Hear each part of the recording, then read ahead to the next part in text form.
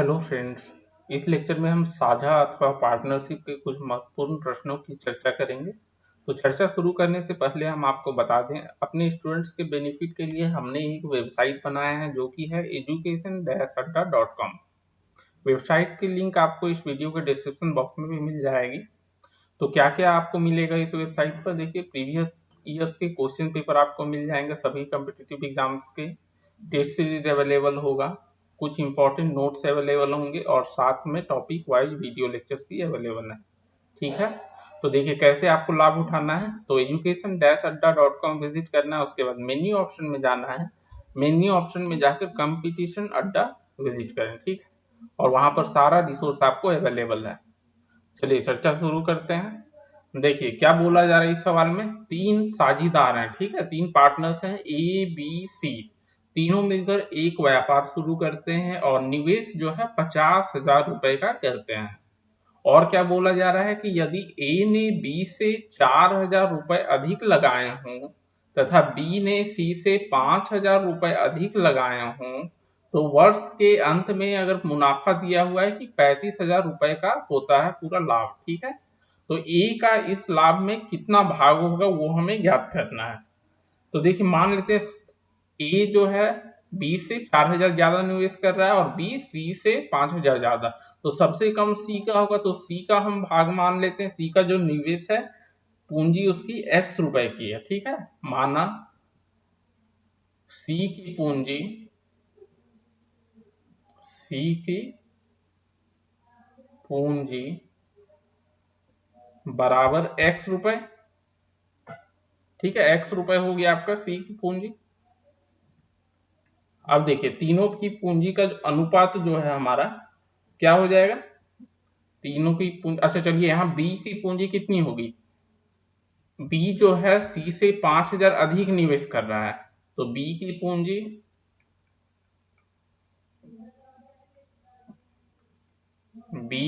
पूंजी बराबर, देखिए 5,000 अधिक तो x प्लस 5,000 हो जाएगा, तो रुपए x प्लस 5,000।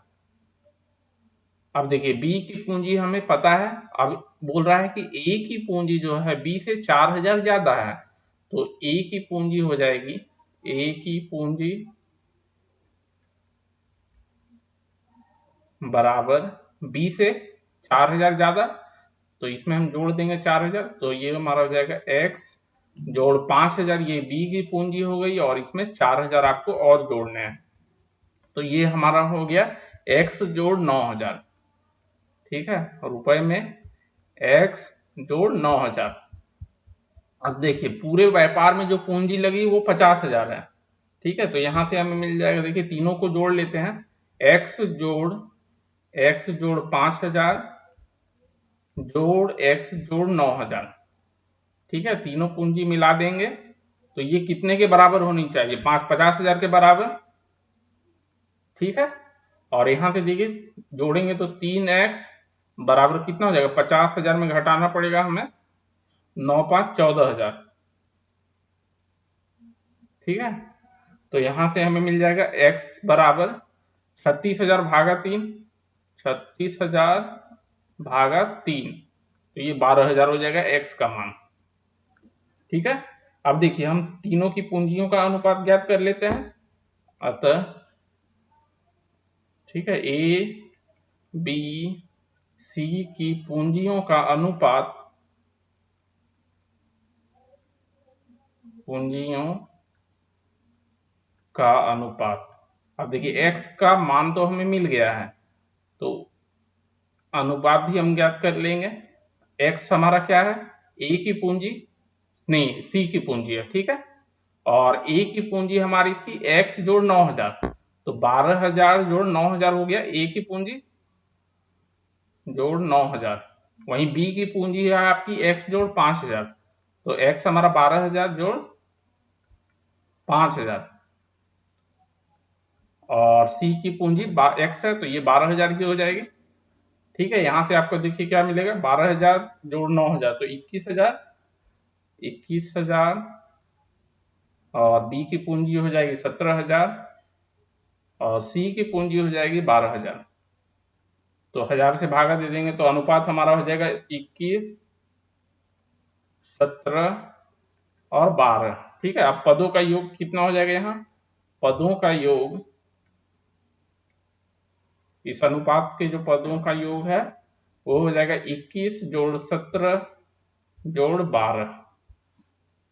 ठीक है, तो ये आपको मिलेगा जोड़ने के बाद 50।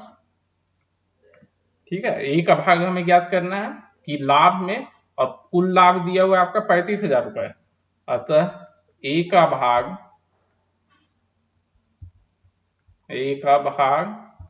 तो कुल है आपका 35,000 रुपए लाभ, तो 35,000 को हम गुना कर देंगे। अब देखिए अनुपात में बी का कितना भाग है? 50 भाग में, सॉरी ए का हमें ज्ञात करना है। ए का भाग 21 भाग है, 50 भाग में 21 भाग ए को मिलेगा, तो 21 भागा 50 कर देंगे। ठीक है, 21 भागा 50 और ये गुना करेंगे तो हमें मिलेगा 14,700 रुपए। यही उत्तर हो गया। चलिए अगला सवाल देख लेते हैं। देखिए ये सवाल आपको बैंक पीओ एग्जाम 2003 में पूछी गई है। ठीक है, क्या बोला जा रहा है? ए तथा बी जो है 5,000 और 4,500 रुपए लगाकर एक व्यापार शुरू करते हैं। 4 महीने के बाद ए अपनी आधी पूंजी वापस ले लेता है, वहीं बी 1/3 पूंजी वापस ले ली, और उसी समय क्या होता है कि सी 7,000 रुपए लगा देता है। ठीक है, 4 महीने के बाद सी 7,000 रुपए लगा देता है, तो वर्ष के अंत में कुल लाभ दिया हुआ 4,140 रुपए का, तो सी का भाग हमें ज्ञात करना है। ठीक है, तो यहाँ तीनों की पूंजियों का अनुपात हम निकाल सकते हैं। तो ए, बी तथा सी की पूंजियों का अनुपात, पूंजियों का अनुपात, ठीक है, पूरे निवेश की जो समय है वो 1 वर्ष है। ठीक है, 12 माह या 1 वर्ष है। अब देखिए 4 माह तक जो है 5,000 रुपए ए निवेश कर रहा है, तो 5,000 गुना 4, उसके बाद वो क्या करता है कि आधी पूंजी 4 महीने के बाद निकाल लेता है, तो सिर्फ बच गया उसका 2,500, और ये कितने दिन के लिए निवेशित रहेगा? तो 8 महीने के लिए। ठीक है, ये 8 महीने के लिए निवेशित होगा। अब वहीं बी की अगर बात करें तो वो 4,500 रुपए निवेश करता है, तो 4,500 आपके 4 माह के लिए रहेंगे, और बचे हुए 8 माह के लिए कितने हो जाएंगे? 1/3 वो निकालता है, तो 2/3 बचा हुआ रहेगा। तो 4,500 को गुना करेंगे 2/3 से, और पूरे 8 माह के लिए निवेशित होगा। और वहीं सी की बात करें तो वो 7,000 रुपए लगाता है पूरे 8 माह के लिए। ठीक है, 12 माह में वो 4 महीने के बाद ही व्यापार में घुसता है। ठीक है, तो ये 7,000 गुना कितना हो जाएगा? 8। ठीक है, 8 माह के लिए निवेश कर रहा है, और यहां से हमें देखिए मिल जाएगा ये 40,000 हो जाएगा। 40,000, वहीं बी का हो जाएगा 42,000, और सी का हो जाएगा 56,000। ठीक है, तो अनुपात देखिए हम, अनुपात ये हमें मिल जाएगा 20, 21 तथा 28। और कुल लाभ, यहां पर पदों का योग ज्ञात कर लेते हैं। पदों का योग, इस अनुपात में जो पदों का योग होगा बराबर 20 जोड़ 21 जोड़ 28, तो ये 69 हो गया। कुल लाभ दिया हुआ है 4,140, तो इसमें हमें सी का भाग निकालना है, तो सी का भाग बराबर कुल लाभ जो है 4,140, इसे गुना करेंगे। देखिए अनुपात में सी का हिस्सा 28 हिस्सा होगा 69 हिस्से में। ठीक है, तो 28/69 कर लेंगे। चलिए, और ये मिलेगा हमें 1,680 रुपए, तो 1,680 रुपए जो है सी का भाग हो गया। चलिए अगला सवाल देख लेते हैं। देखिए क्या बोला जा रहा है इस सवाल में। एक व्यापार में लगे धन में ए तथा सी के धनों का अनुपात दिया हुआ है 2 तथा 1, जबकि ए और बी के धनों का अनुपात दिया हुआ है 3/2। ठीक है, 3 तथा 2 है, और 1 वर्ष के बाद कुल लाभ दी हुई है 1,57,300 रुपए। इसमें से बी का भाग हमें ज्ञात करना है। ठीक है, तो देखिए आपको क्या अनुपात दिया हुआ है ए और सी का, वहीं ए और बी का। तो 3/2 ए और बी का है, वहीं ए और सी का 2/1 होगा। तो हम ए का मान लेते हैं। माना ए का धन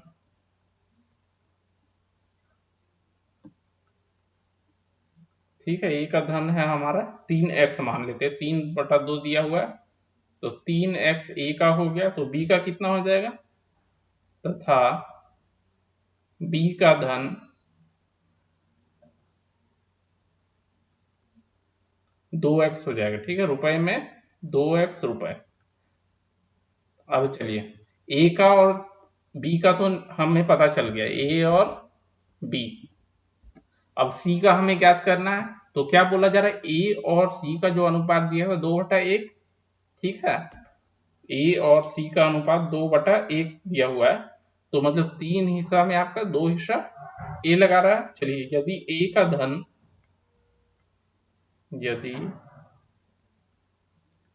का धन जो दिया हुआ है मान लेते हैं 2x है। ठीक है, धन बराबर 2y मानते हैं, क्योंकि x तो हम ऑलरेडी मान चुके हैं। धन रुपए 2y है।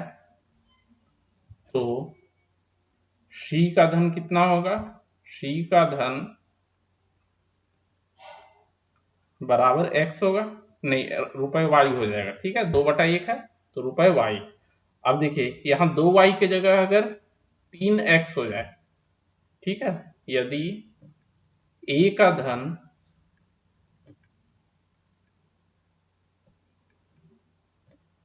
3x होगा, 3x है,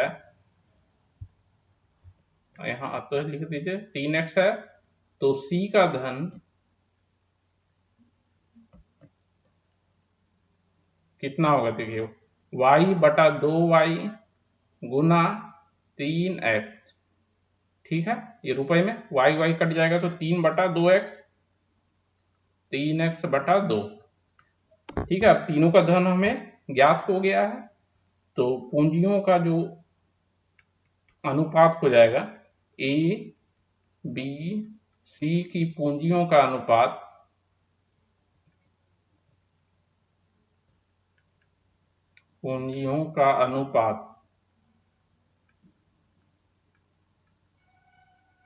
तो ए का हमने माना 3x, तो बी का हो गया 2x, और वहीं सी का हो जाएगा 3x/2। 2 से गुना कर लीजिए तो ये आपका हो जाएगा 6x, 4x तथा 3x, और x से भाग दे देंगे तो 6, 4 तथा 3 के अनुपात है। इसी अनुपात में फिर लाभ भी बढ़ जाएगा। अब यहाँ देखिए पदों का योग पहले हम ज्ञात कर लेते हैं। पदों का योग बराबर 6 जोड़ 4 जोड़ 3, तो ये हो गए आपके 13। ठीक है, अब देखिए 13 भाग में हमें b का कितना भाग होगा, तो 13 भाग में b का 4 भाग है, तो b का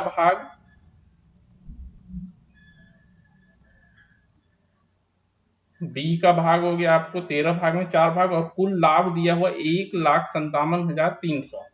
तो 1,57,300 गुना 4/13। ठीक है, और ये रुपए में आपको हो जाएगा 48,400। ठीक है, इतना आपका बी का भाग हो गया। चलिए अगला सवाल देख लेते हैं। देखिए ये वाला सवाल जो है एसएससी के परीक्षा में पूछा गया है। क्या बोला जा रहा है, ए तथा बी जो है एक व्यापार शुरू करते हैं, और ए की कुल पूंजी का ए जो है कुल पूंजी जो आपका व्यापार में जितनी पूंजी लग रही है उसका 1/4 भाग ए दे रहा है, और वो 15 माह के लिए निवेशित करता है। ठीक है, वहीं बी की बात करें तो बी को कुल लाभ का, ठीक है, यहाँ उसकी पूंजी का नहीं बोला जा रहा है, यहाँ लाभ का 2/3 भाग मिलता है। तो 1/3 भाग आपको ए को मिलेगा, बी को 2/3 भाग पूरे लाभ का मिलेगा। तो बी का धन कितने समय के लिए निवेश निश्चित है वो हमें ज्ञात करना है। ठीक है, तो पूंजी का 1/4 भाग ए दे रहा है, मतलब 3/4 भाग बी दे देगा। ठीक है, तो मान लेते हैं पूंजी जो है, माना ए की पूंजी, ए की पूंजी बराबर कितना हो जाएगा, 1/4x या x/4, और 15 माह के लिए निवेशित है। ठीक है, 15 माह के लिए, तथा अगर बी की बात कर लें तो बी की पूंजी हमारी हो जाएगी, जो बचा हुआ रह गया तो x घटाओ x/4। ठीक है, तो ये 3x/4 हम मान हो जाएगा हमारा 3x/4, लेकिन कितने माह के लिए निवेशित है नहीं पता है, तो हम मान लेते y माह के लिए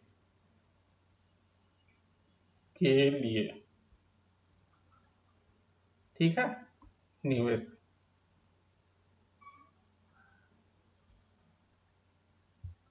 अब देखिए लाभ का क्या बोला जा रहा है, ये तो पूंजी का अनुपात हम यहां से ज्ञात कर लेंगे। चलिए, पूंजी का अनुपात ए बी की पूंजी का अनुपात, पूंजी का अनुपात,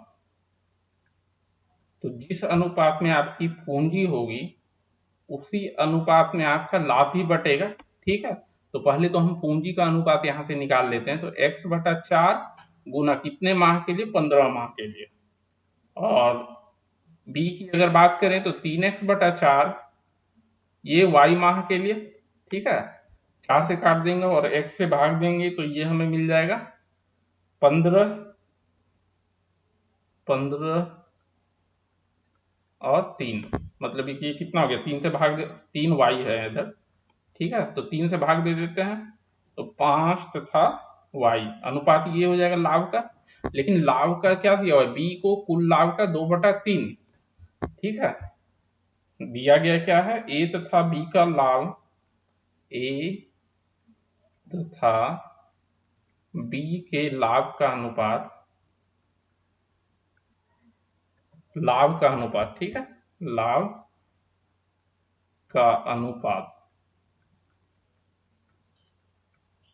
ये जो दिया हुआ है आपका, तो 2/3 बी को मिल रहा है, तो एक भाग में 2/3 भाग अगर हम घटा दें ये ए को मिलेगा।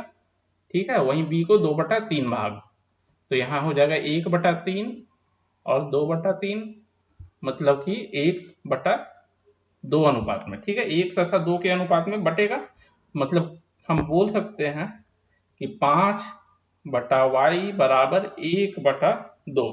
ठीक है, और यहां से हमें y का मान मिल जाएगा, y बराबर 10 हो जाएगा। ठीक है, अतः b y माह मतलब कि 10 माह के लिए निवेश करता है। ठीक है, निवेश करता है, यही उत्तर हो जाएगा हमारा। चलिए अब अगला सवाल देख लेते हैं। देखिए ये वाला सवाल भी आपको बैंक पीओ एग्जाम 2003 में पूछा गया है। क्या बोला जा रहा है, देखिए अमन जो है 70,000 रुपए लगाकर एक व्यापार आरंभ करता है, और ठीक है उसके 6 महीने बाद, जब अमन ने शुरू किया व्यापार, उसके 6 महीने बाद राखी उस व्यापार में साझीदार बन जाती है, और पूंजी उसने जो लगाया वो है 1,05,000 रुपए। और जब राखी आती उसके भी 6 महीने बाद सागर आ जाता है, उस व्यापार में साझीदार बन जाता है, और पूंजी जो उसने लगाई 1.4 लाख रुपए। तो 3 वर्ष के बाद, ठीक है, पूरी आपकी जो बिजनेस का ये है टाइम, वो 3 वर्ष दिया हुआ है, तो 3 वर्ष तक के बाद जो है अमन, राखी तथा सागर का लाभ का अनुपात क्या होगा। ठीक है, वो हमें ज्ञात करना है। चलिए तो कैसे करेंगे, तो देखिए तीनों के निवेश का अनुपात पहले हम लिख लेते हैं, अमन, ठीक है, राखी तथा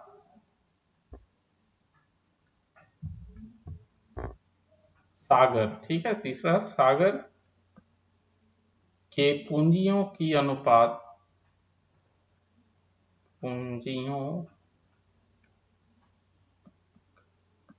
पूंजियों का अनुपात,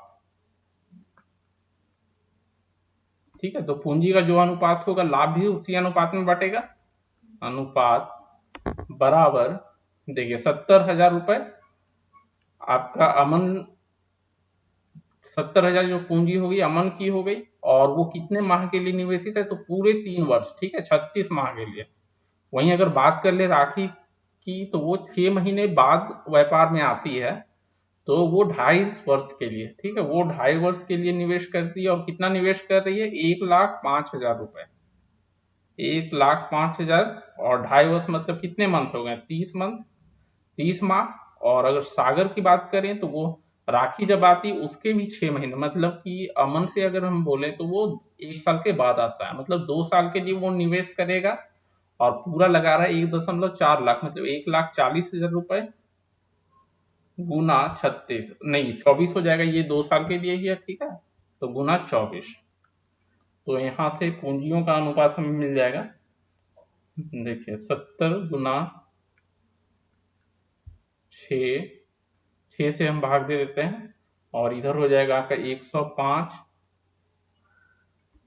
105 गुना 6 से भाग देंगे तो 5 हो गया, ठीक है, और 6,000 से भाग देंगे इसको तो ये हमारा हो जाएगा 140 गुना 4, 140 गुना 4, और यहाँ से हमें अनुपात मिल जाएगा, गुना करेंगे तो 420, 525 और 560, तो ये अनुपात हो गया हमारा 12, 15 तथा 16 का।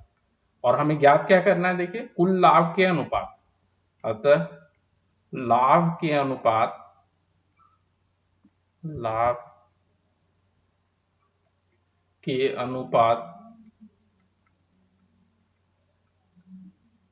बराबर पूंजियों का अनुपात हो जाएगा, ठीक है, पूंजी जिस अनुपात में है उसी अनुपात में आपको लाभ भी बढ़ जाएगा, पूंजियों का अनुपात।